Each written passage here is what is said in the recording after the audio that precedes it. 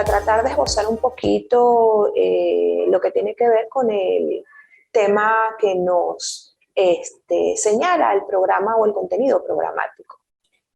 La Constitución de 1999, lejos de ser una carta magna, como muchísimos autores llegan a señalar, porque en realidad la Constitución de nosotros no es una carta, sino que es producto de un pacto político pautado a través de los legisladores en el que se esbozaron principios y se desarrollaron derechos humanos fundamentales, entre ellos, de conformidad con el artículo 86 y siguientes, el derecho al trabajo. Si nosotros hacemos una lectura del derecho al trabajo contenido allí, podemos ver que se le reconoce como un derecho humano fundamental. Es decir, un derecho humano en el que, si bien es cierto, nosotros somos parte suscribiente de la Convención y las recomendaciones 196 y las convenciones de la Organización Internacional del Trabajo, que son incluso normas supraconstitucionales, eso lo desarrollamos a través de los mismos acuerdos que están previstos en los convenios de la Organización Internacional del Trabajo en la Constitución. De manera tal que es reconocido como un derecho humano fundamental. Y si nosotros damos una lectura del articulado de la Constitución, vamos a ver que dice: todos los habitantes del territorio de la República Bolivariana de Venezuela tienen derecho al trabajo. ¿Qué señala esto? ¿Qué quiere decir esto? ¿Qué pudiera significar esto? Bueno, muy sencillo. Que no es, digamos, no es un solo derecho de los venezolanos, es decir, que no abarca solamente a los venezolanos, sino a cualquiera que esté dentro del territorio de la República. Entonces, por interpretación de eso, o por extensión de ese contenido del articulado, yo pudiera señalar que cualquiera, bien sea venezolano o extranjero, que esté dentro del territorio de la República Bolivariana de Venezuela, puede ejercer el derecho al trabajo. Asimismo, cuando nosotros hacemos lectura de ese articulado, nosotros podemos revisar que está contemplado el derecho al trabajo y el deber a trabajar, pero se trata de un deber de carácter imperfecto. ¿Y por qué señalamos que es un deber de carácter imperfecto? Es un deber de carácter imperfecto porque no impone una sanción el no ejercerlo, de manera tal que de acuerdo a las disposiciones allí constitucionales, yo soy libre de ejercer el derecho al trabajo o no. Y el hecho de que yo no ejerza el derecho al trabajo no quiere decir que por ello se me va a generar alguna sanción, ni de tipo administrativa, ni de tipo pecuniaria, ni de tipo penal, ni de carácter moral por su no ejercicio. Simplemente está allí dispuesto como un derecho humano fundamental, el cual yo puedo decidir si ejercerlo o no. Asimismo, considero que el articulado contenido en los artículos 86 y siguientes de la Constitución esboza no solo un derecho humano fundamental del derecho al trabajo, sino que adicionalmente reconoce una serie de, digamos, ¿cómo decirlo?, contingencias que pudieran sobrevenir en una relación de trabajo. De conformidad con la Ley Orgánica del Trabajo, se presume la existencia de una relación de trabajo entre quien presta un servicio y quien recibe una remuneración a cambio. De manera tal que aparentemente solamente se necesitan los elementos de prestación de servicio, el carácter remunerado de esa prestación de servicio. Yo pudiera agregar la subordinación y la geneidad como uno más de los elementos que están contenidos allí en la Ley Orgánica del Trabajo. Entonces, cuando el legislador desarrolla ese contenido de esa presunción de laboralidad, pues fíjense que no hace distinción, sino simplemente señala que sea una prestación de servicios y que sea remunerada. Ya con esos elementos nosotros podemos presumir la existencia de una relación de trabajo. En materia de seguridad social, el Estado venezolano tiene la obligación de garantizar nuestro derecho a la salud. Y así está dispuesto en la Constitución también. Pero cuando existe o nos vemos inmersos en una relación de trabajo, el patrono se subroga en el sistema de seguridad social dispuesto por el Estado venezolano para el cumplimiento de unas obligaciones en materia de contingencia que están previstas en esa misma Constitución. De manera tal que si nosotros vemos una revisión de los artículos contenidos en la ley, nosotros vamos a poder observar que se protege de conformidad con esto a quienes se protege a la enfermedad, la vejez, la orfandad, la viudedad, también lo que tiene que ver con la maternidad y la paternidad. Fíjense que una de las características importantes que trae e innovadora la disposición constitucional referido a esa protección de contingencia es el carácter de paternidad. Incluso, si bien es cierto, la Constitución es del 99 y la ley del año 2012, a través de una ley especial que se llama Ley para la Protección de la Familia y la Maternidad, se reguló lo que tiene que ver con la paternidad, es decir, con el ejercicio de ese derecho de paternidad contemplado en esa ley especial. ¿Cómo es esto? De manera tal que cualquier trabajador que pues, se convierta en padre o que vaya a ser padre tiene derecho a la protección de la maternidad. ¿Y desde cuándo es esa protección a la paternidad? Desde el mismo momento de la concepción hasta un año después del nacimiento de su hijo. Fíjense que aquí es un poco más complicado el tema porque nosotros en el carácter de la maternidad pues lo podemos ver de manera sencilla. ¿Por qué? Porque cuando estamos referidos a la maternidad, es más fácil desde el mismo momento en que la mujer se entera de que está en estado de gravidez o que presume estar en estado de gravidez, hasta el momento de los límites que señala la Ley Orgánica del Trabajo. Pero en cuanto a la paternidad, pues hay una sentencia emblemática de la Sala Social y de la Sala Constitucional, perdón, en la que se interpreta el contenido de esa ley de paternidad y hay un voto salvado de uno de los magistrados porque señala que incluso cualquiera pudiera abrogarse una paternidad, es decir, sobre un bebé pudieran 3 o 4 padres abrogarse una maternidad con la finalidad de obtener una protección en materia de inamovilidad. Sin embargo, lo que está referido en la ley es que desde el mismo momento de que se tiene conocimiento de que se vaya a ser padre o de que existe el feto fecundado, a partir de allí nace ese derecho de inamovilidad. Ese derecho de la paternidad y esa contingencia de la paternidad, pues supone que el trabajador tiene 14 días una vez dada a luz la madre para de reposo, digamos, de pos, o digamos no ni enfermedad, porque no es de carácter de enfermedad, sino de reposo postnatal, para poder disfrutar con el bebé esos 14 días. El tema es el tema de la remuneración, porque el sistema de seguridad social pues todavía no ha activado los mecanismos administrativos para que los trabajadores puedan reclamar ese derecho. De manera tal que si un trabajador pues desea reclamar algún derecho, si no está previsto en una convención colectiva o si el empleador de buena manera no quiere hacerse cargo del pago de esos 14 días, pues no puede exigir el cumplimiento del pago, pero más sí el disfrute de esos días de postnatal, ¿ok? En cuanto al 66,66%, porque el otro 33,33% sí lo deberá pagar el empleador de acuerdo a las disposiciones de carácter legal contenidas en la Ley Orgánica del Sistema de Seguridad Social. Ahora bien, de otra parte, entonces dijimos que esas disposiciones constitucionales estaban allí y estábamos hablando de la presunción de laboralidad. La Ley Orgánica del Trabajo en los Trabajadores y las Trabajadoras del año 2012 es la ley que está vigente, que fue publicada en Gaceta Oficial el 30 de abril del año 2012 y que posteriormente tuvo una fe de rata en una Gaceta Oficial publicada el 7 de mayo de ese mismo año.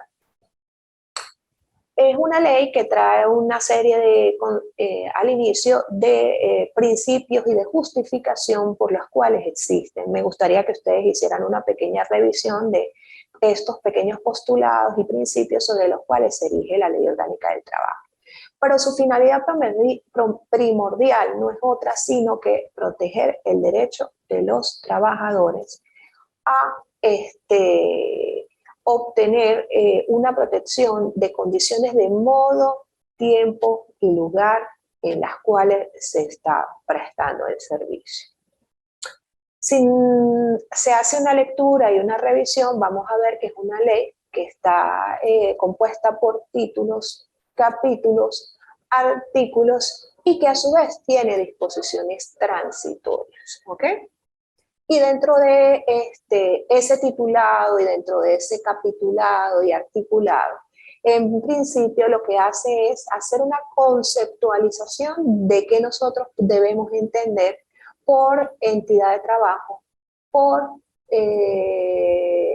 patrono, por trabajador o por empleado, cualquiera que sean las denominaciones que señale la ley. Asimismo, el inicio del articulado de la ley exceptúa a quienes no son objeto de la aplicación de la Ley Orgánica del Trabajo, y bueno, ahí están referidos los cuerpos armados, los cuerpos militares.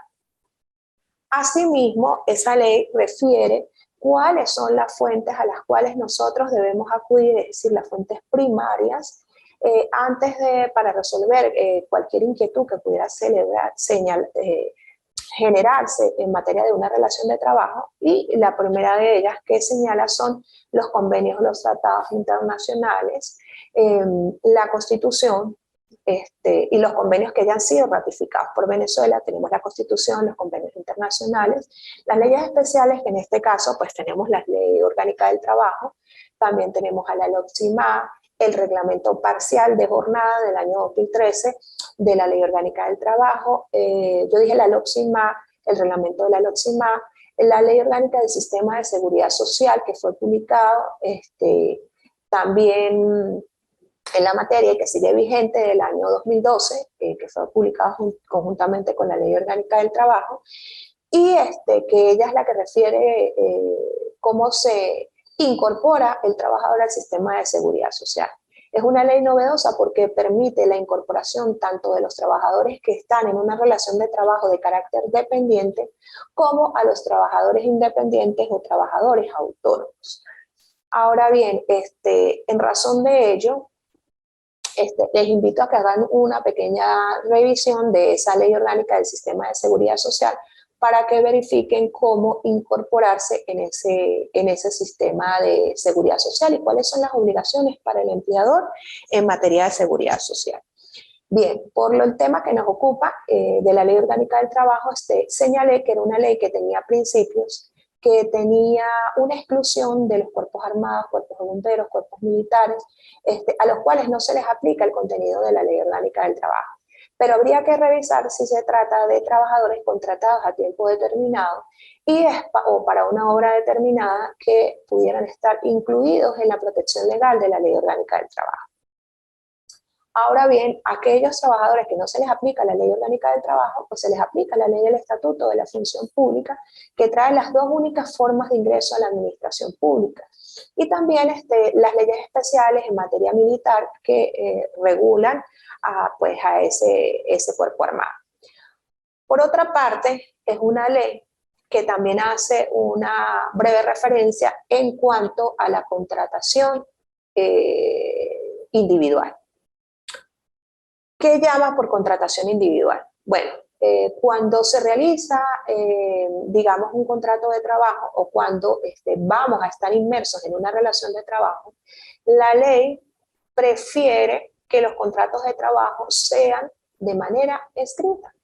Pero ello no quiere decir que no puedan existir relaciones de trabajo donde no haya contratos de forma escrita, sino que sean contratos de forma verbal. ¿Qué quiere decir esto? Que entonces esos trabajadores que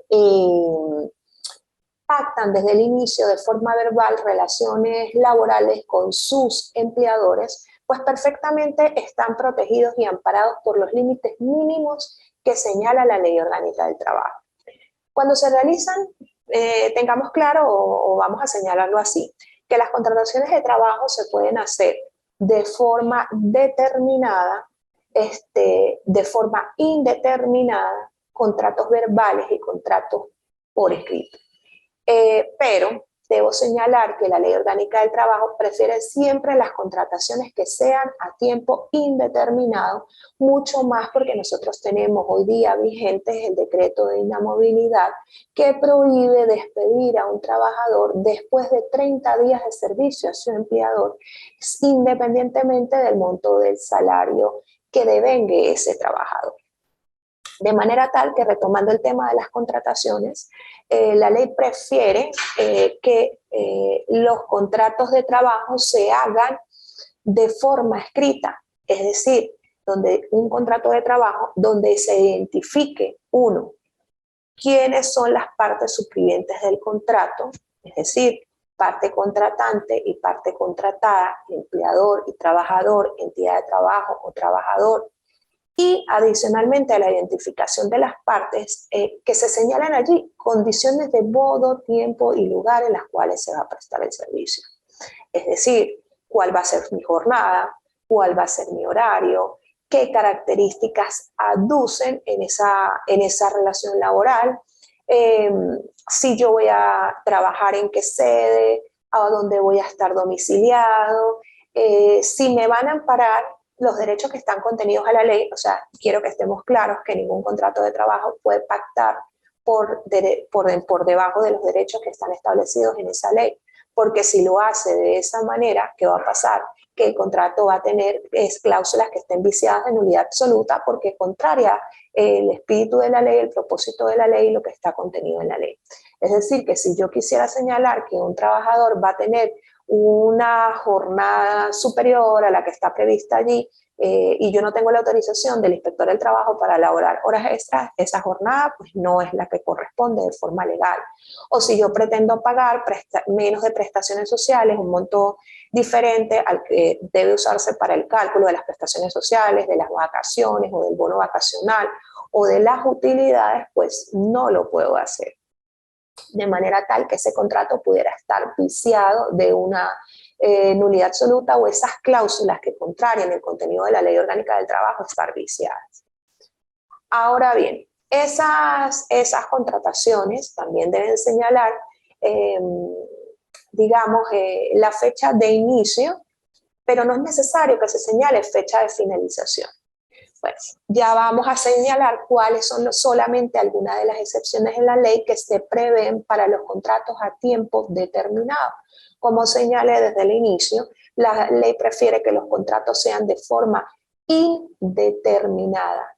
Es decir, que yo diga cuándo inician, pero no señale fecha de finalización. ¿Y ello por qué? Uno, porque existe el amparo del decreto de inamovilidad dictado por el Ejecutivo Nacional. Y dos, porque lo que quiere proteger la ley es la permanencia o la continuidad de la relación de trabajo. ¿Ok? En tal sentido, que normalmente vamos a encontrar son trabajos de contrato de forma escrita. Adicionalmente a ello, que esos contratos de trabajo deben reposar en donde, en la entidad de trabajo, y debe llevarse un libro de registros donde firma el trabajador de que le fue entregado.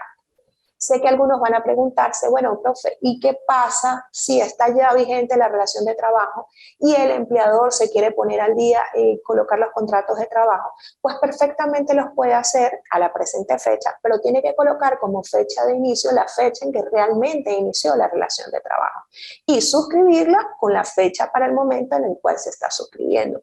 No quiere decir que por ello vamos a vulnerar algún derecho al trabajador. Simplemente que pues se va a adaptar al contenido de la Ley Orgánica del Trabajo, y en atención a ello pues se suscriben los contratos de trabajo de manera individual. Dijimos que pues no podían establecerse condiciones que fueran inferiores a las contenidas en la ley. Ahora bien, ¿cuándo yo puedo celebrar contratos de trabajo de forma determinada? Bueno, la ley es muy clara y trae las excepciones de cuándo yo puedo tener contratos de trabajo a tiempo determinado. Y ello es cuando yo intente sustituir lícitamente a un trabajador. ¿Ok?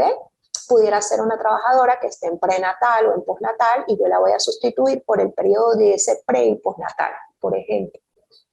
Cuando se trate de contratos de trabajo para prestaciones de servicio que se vayan a hacer en el exterior.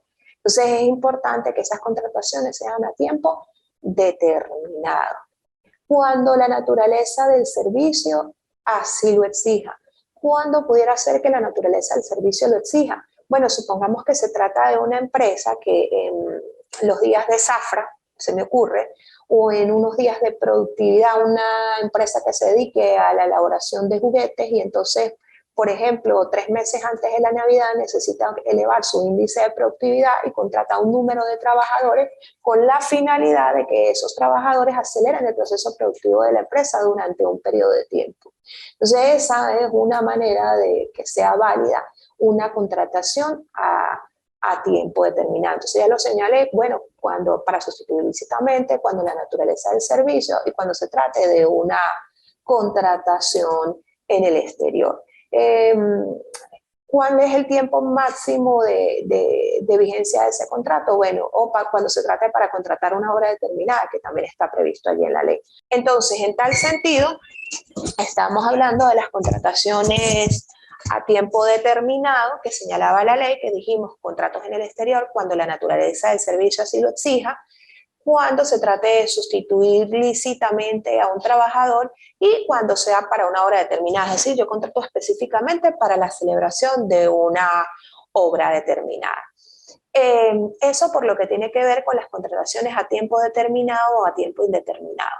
Es importante también señalar que es posible que las empresas pues tengan convenios colectivos con los trabajadores que superen con creces los derechos patrimoniales contenidos en la Ley Orgánica del Trabajo, que también pueden señalarse o ser incorporados en los contratos individuales de trabajadores siempre y cuando no vulneren o no contraríen el espíritu de la Ley Orgánica del Trabajo. Bien, ha sido una tarde agradable para mí haber compartido con ustedes. Cualquier duda, por favor, me lo hacen saber a través de un mensajito. Les dije que en el foro de anuncios había publicado la fecha que había extendido para la entrega de la segunda actividad. Ya se aproxima la próxima actividad para la tercera semana. Cualquier duda o cualquier inquietud me lo hacen saber a través de un mensaje. Que tengan buenas tardes.